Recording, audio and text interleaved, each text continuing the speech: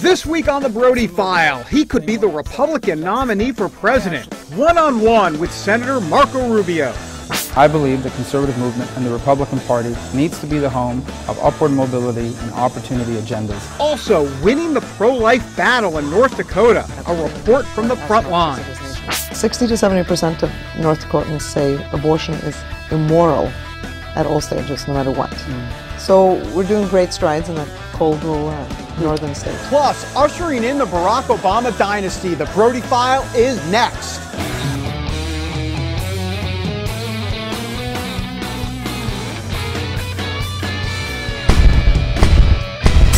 And welcome everybody to another edition of the Brody File. We are in the studio again. I got to tell you, memo to the producer, Tracy, hey, we got to get out on the road again soon. It is time to get the Brody File van cranked up so we can let the good times roll and start singing on the road like these guys.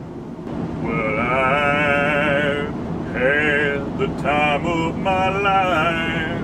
No, I never felt this way before. Never felt. Yes, I swear it's the truth, and I owe it all to you. Now, those are good times right there. We're looking forward to that. In the meantime, we begin this week with a man who could be President of the United States. No, not Matthew McConaughey. Wrong slide. Can we get another slide up? Sorry. It's this guy, Senator Marco Rubio from Florida.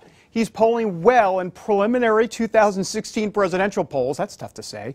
All this despite tripping up on immigration reform, a move that landed him in some hot water with conservatives. Still, if he runs, which seems likely, he is going to be a formidable opponent for any GOP runner out there, or front runner at least. Here are a few clips from our interview with the senator where he talks about 2016 immigration reform and a new UN report that was critical of the Catholic Church. I have a job right now, and I need to focus on doing that job, and I believe if you do a good job at whatever job you have other opportunities to continue to do that job, to do a different job, to move into a new career field. I don't know. We'll make that decision next year because I have to decide whether to run for re-election or not. Here's what I can tell you, and that is that I believe the conservative movement and the Republican Party needs to be the home of upward mobility and opportunity agendas. And that's what I hope to be a part of, along with many of my other colleagues that are focused on that. If you look at the record of the last 5.5 years under this president, poverty has gotten worse, opportunity has been diminished, and the middle class feels like it's running in place. We need to change direction fast if we hope to save, restore, and grow and expand the American dream. When you say we have to change, this Republican Party, there seems to be a void, if not talking about it, trying to project it and communicate it. Well, I don't think there's a void in terms of the policy community. Right. There are a lot of reformer conservatives out there that are coming up with these ideas. We need to put them in practice and communicate to people that we have limited government, free enterprise answers to the challenges they're facing in their daily lives. The single biggest problem that we're running into in making any progress, and rightfully so, is that people believe that no matter what you put in this law, from an enforcement perspective, the president and his administration will not enforce the law. So what they say to me is, we understand we've got to deal with the people that are here illegally, but if you don't enforce the law, you're going to have the same problem in the future. And they do not believe this president and his administration is willing to enforce the law. And when you look at what's happened over the last year since we had this debate in the Senate, the IRS scandal, Benghazi, the unilateral application of what he wants to do in Obamacare and ignoring other parts of it, the State of the Union where he bragged about all these executive orders that he's going to do over the Constitution, over the head of members of Congress. People are right, it's right for people to feel that way. So I think the single biggest impediment to immigration reform is the Obama administration's willingness to ignore and fail to apply the law. You have taken a lot of political hits from inside the conservative ranks, if you will, because of your stand on immigration. Do you regret that at all? No, I think it's the right thing to do to try to solve it. And I came up here to solve an issue and to try to solve a problem and to get the conversation moving on it.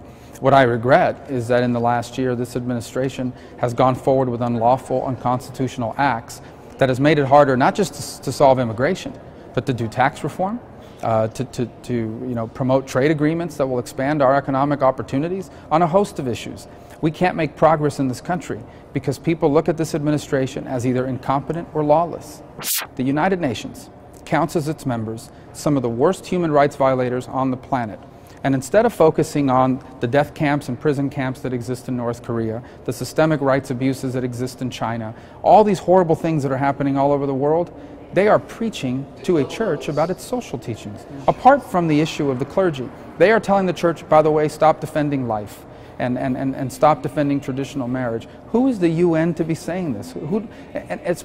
This organization that's basically rendering itself irrelevant, where some of the worst human rights violating countries on the planet have an equal vote as the United States and other countries that actually respect freedom and human rights.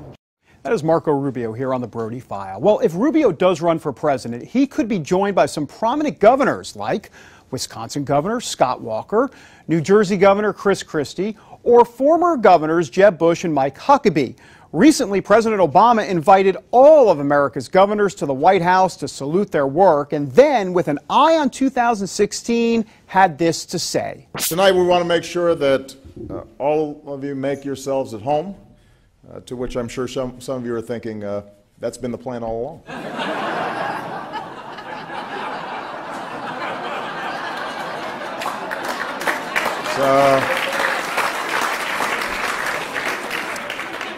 But keep in mind what a wise man once wrote, I am more than contented to be governor, and shall not care if I never hold another office.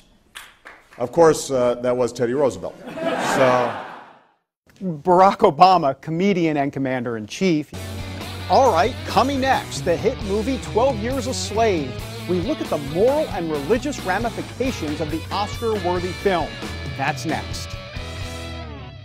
And we are back on the Brody File. Well, look, it's Oscar season, and this year's movies are filled with plenty of religious, political, and moral storylines. So it is time for our Brody File movie review segment, and who better to turn to than our movie aficionado, John Jessup. Welcome to John's Movie Corner. What do you think of that? That was a great graphic. That's impressive. John Jessup joined us here. Going to be a regular feature doing movies. You've come dressed. I like. Hang on. Without the tie? Yeah, no. This is nice. But let me just try to. How's this? Much better. Much better. It's Siskel and Ebert here. All right, John. Look, 12 Years a Slave, a really remarkable movie, and I want you to obviously chime in on it here. But let's run a clip first and show people a little bit what we're talking about. Went down to the river Jordan, And that servant that don't obey his Lord shall be beaten with many stripes. That's scripture.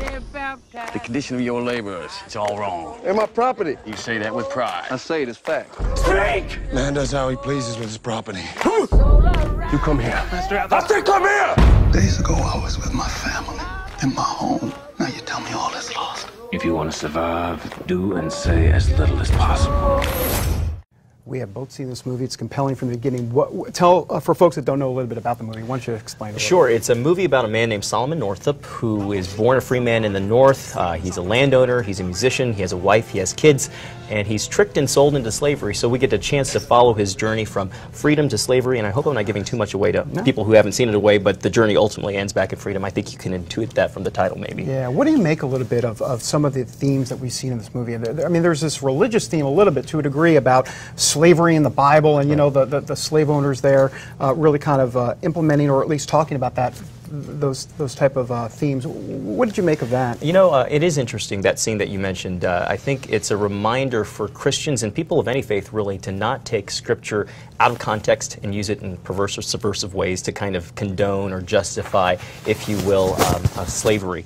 But there are other scenes, other moral scenes. I think one of the things that stuck out to me most was the scene between Solomon Northup and the character played by Brad Pitt, where they talk about injustice for one is injustice for all. So there are several resounding themes that I think strike any audience when it comes to morality or even Christian values. Now, I remember when we talked about this in the office, if you will, about some of the divergent views. You know, in other words, there were views that you had that may have differed from some of the folks that you went to see this movie with. I'm curious as to what were some of the range, the spectrum on this was. Well, I went to go see it with 3 friends, and you know, some of the reactions are very real and very palpable. One of the emotions that one person had was to get very angry, and I thought that was a very real reaction. But I remember telling that friend, look, I think this movie is a call to action, if you will. You can become angry because of what you saw, But at the same time, I think this film kind of forces the audience to ask questions like not only what would I have done back then, but what can I do now? And that's a great question. What can I do today? Today there are more people trapped in slavery, modern day slavery, than at any point in history, 30 million people. So we can kind of continue on the mantle of abolitionists back then and become modern day abolitionists to fight against trafficking.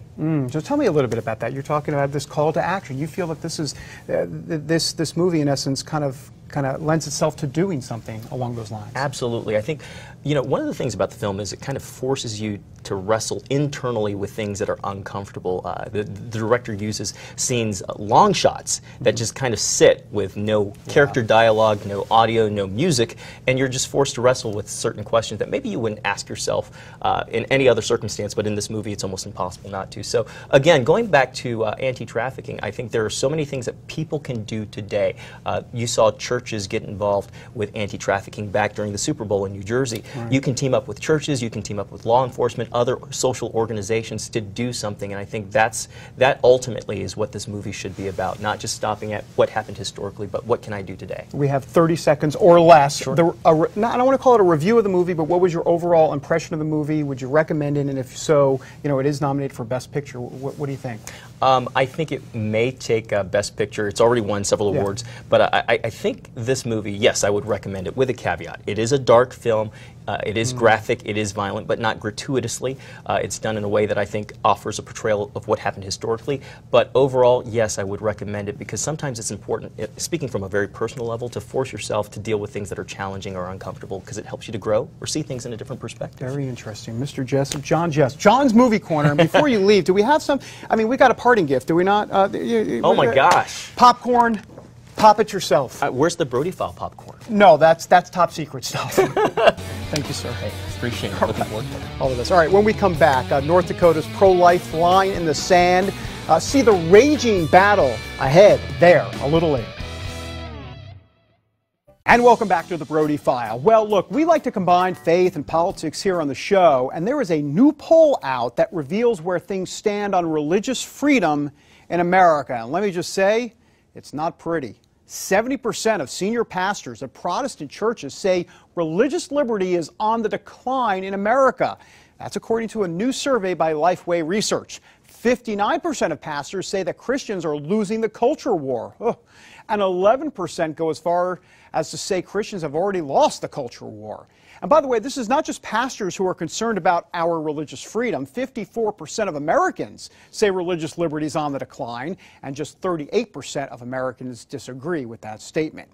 Well, you've seen it everywhere, from T-shirts to road signs to churches.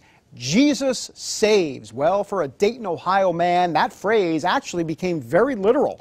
49-year-old bus driver Ricky Wagoner pulled over to the side of the road to address mechanical issues when he was shot. Not once, not twice, 3 times. That's the Trinity, by the way. Once in the leg, twice in the chest, and it's what police believe to be a racially motivated gang initiation.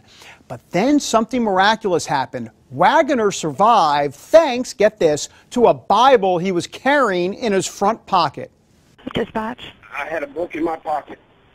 Okay. At first I thought it had went through, but it just feels like I've been hit with a sledgehammer in the chest, and I've been cut on the arm. Fascinating. Not only did Wagoner survive the assault, he was able to wrestle the gun away from the suspects. Good for him. Look, you know the saying, Mama always said? You know that saying, Mama always said? Well, if she tells you to take the word with you wherever you go, make sure you listen. It might just save your life. All right, now to a story about the mysterious Big Tipper known only to the public as Tips for Jesus. That's right. There's a mystery mega tipper out there, and he's leaving thousands of extra dollars on restaurant receipts all across the country. His generosity is actually making headlines on social media, so take a look at these tips. Here's one for $5,000 on a bill that only cost $576. By the way, that's an 867% tip. The Brody File actually had to whip out a calculator and phone a friend to figure that one out. And take a look at the stamps on the receipt that say, Tips for Jesus. Now, unfortunately, there is a 67-year-old waiter in Hollywood, California, and he's kicking himself right now after he mistakenly threw out a receipt worth a $7,000 tip on it, because at first, he thought the person had too much to drink and he must have made a mistake, but now that waiter does think that he may have missed out on a little extra retirement money. And by the way, reports out there say this Tips for Jesus guy is actually the former PayPal VP, Jack Shelby. All right, when we come back, why this woman has been a part of the pro-life movement in North Dakota for decades. Back in a moment. And welcome back to the Brody File. Look, as we've reported in the past, the state of North Dakota is rich with oil, but it is also rich with pro-life victories. The state legislature there has banned abortions after 20 weeks. They've banned all gender selection and genetic abnormality abortions, and they've banned abortions where a heartbeat is detectable. And this fall, voters in the state are going to decide whether a human life amendment should be added to the state constitution. Well, all of this would not be possible if it weren't for women like Jana Myrtle. She is a dedicated pro-life activist in the state who has been fighting for the pro-life cause for decades in North Dakota. She came here from Norway and has found her calling. She stopped by our DC Brody File studios recently for a chat. And Jana Myrtle now joining us here in the studio. Jana, thanks for doing this. Appreciate it. Oh, you're welcome. It's an honor to be here with you. All right, North Dakota, give us the lay of the land here. You've been heavily involved in the pro-life movement. We've talked about this for years between you and me here. Tell me a little bit about what's going on in North Dakota. I mean, you guys have done a lot of positive work in that state. Well, I have to say, I think North Dakota is probably the leading pro-life state right now in the nation. Now, the media doesn't probably cover it too much because I think Planned Parenthood and the abortion industry is kind of scared of what we're doing there. So, as an example, this last session in 2013, a year ago now, we probably passed the most massive amount of abortion restrictions available on the table, frankly, from heartbeat, you know, the heartbeat legislation, which basically says if there's a detectable heartbeat, which to you and I make absolutely common sense, right? There shouldn't be abortion. A lot of those are being challenged in court. However, some of them stood. The 20-week ban passed without fanfare in North Dakota. I know Texas had a big fight over it. In North Dakota, we're kind of common sense. It might be cold there, but we're warm-hearted when it comes to life. Passed and is law now, as well as gender selection abortions and abortions based on genetic abnormalities, which some people call the Trigg-Palin, you know, law, just because it protects an enormous amount of Down syndrome children. So all those have passed, and in recent studies, 60 to 70% of North Dakotans say abortion is immoral at all stages, no matter what.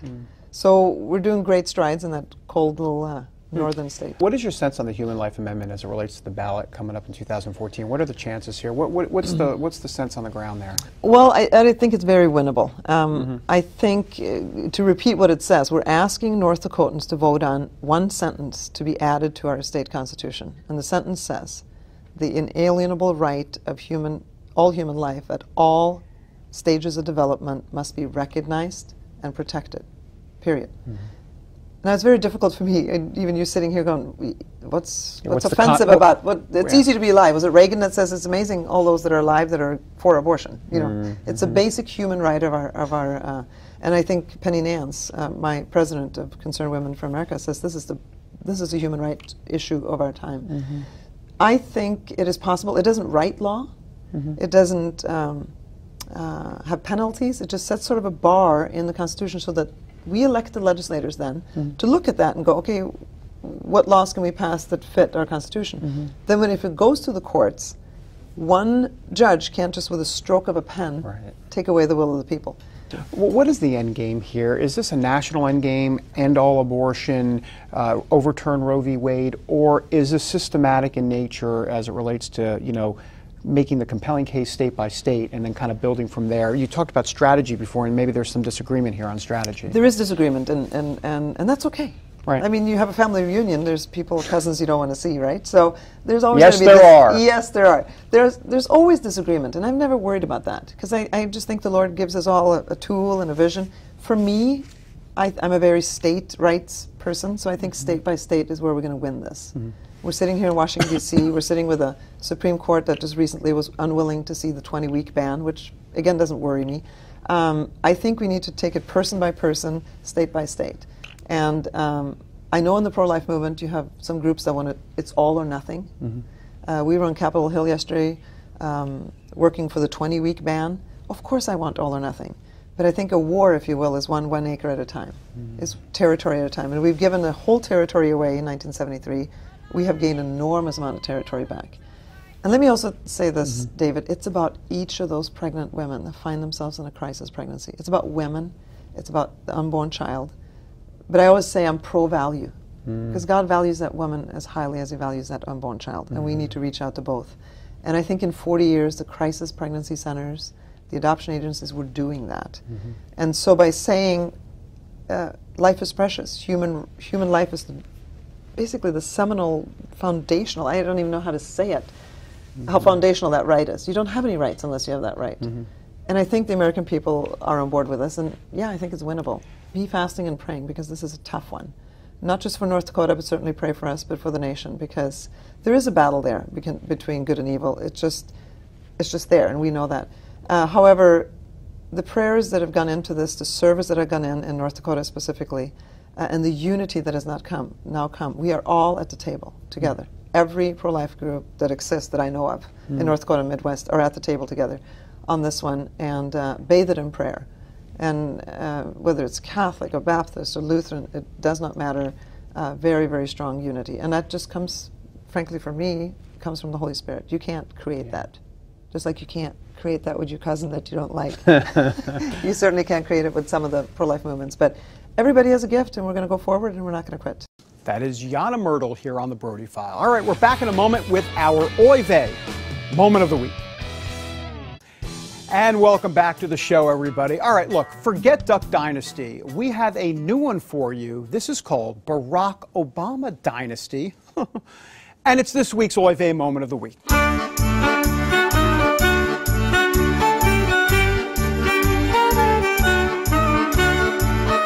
All right, well, get this. This guy, Dominic Recchia, is running for a congressional seat in New York City. And so while other candidates are distancing themselves from President Obama, Recchia is doing the exact opposite. Listen to this.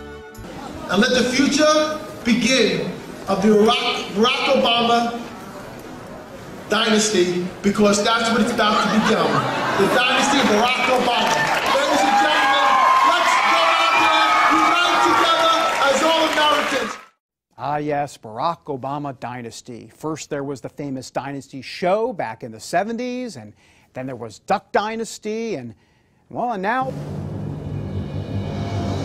Barack Obama Dynasty. Oy gewalt.